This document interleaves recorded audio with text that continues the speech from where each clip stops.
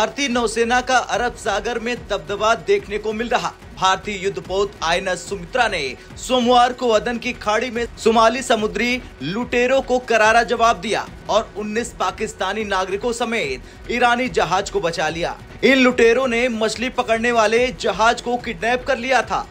जहाज से emergency call आने के तुरंत बाद भारतीय युद्धपोत ने दूसरा समुद्री डकैती विरोध अभियान चलाया और बड़ी सफलता हासिल कर ली।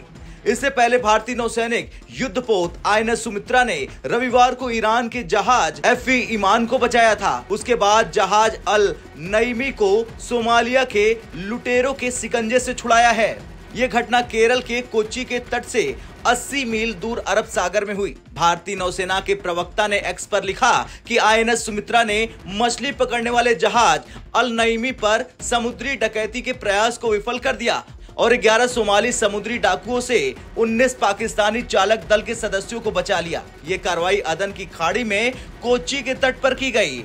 28 जनवरी को ईरानी झंडा वाले मछली पकड़ने वाले जहाज के किडनैप के बारे में जानकारी मिली थी, जिसके बाद भारतीय युद्धपोत आईएनएस सुमित्रा ने मोर्चा संभाला और 19 पाकिस्तानी नागरिकों को ले जा रहे जहाज को बचा लिया। इसे सोमालिया के पूर्वी तट से सशस्त्र सोमाली समुद्री डाकुओं के अपहरण कर लिया था। भारतीय नौसेना ने बताया कि समुद्री डाकुओं ने चालक दल को बंधक बना लिया था। आईएनएस सुमित्रा ने इस जहाज को रोक लिया और समुद्री लुटेरों के कब्जे से लोगों को छुड़ाया गया। नौसेना ने अरब सागर में 24 घंटे के अंदर हाईजैकिंग की 2 बड़ी कोशिशों को नाकाम कर दिया। इससे पहले समुद्री लुटेरों ने 28-19 जनवरी को भी अरब सागर में ईरानी जहाज एमवी ईमान को हाईजैक करने की कोशिश की थी। हालांकि भारत के जंगी जहाज आईएनएस सुमित्रा ने मोर्चा संभाला और जहाज और उसके चालक दल यानी जिसमें 17 ईरानी नागरिक थे उनको कुछ ही घंटों में सुरक्षित रूप से बचा लिया गया था।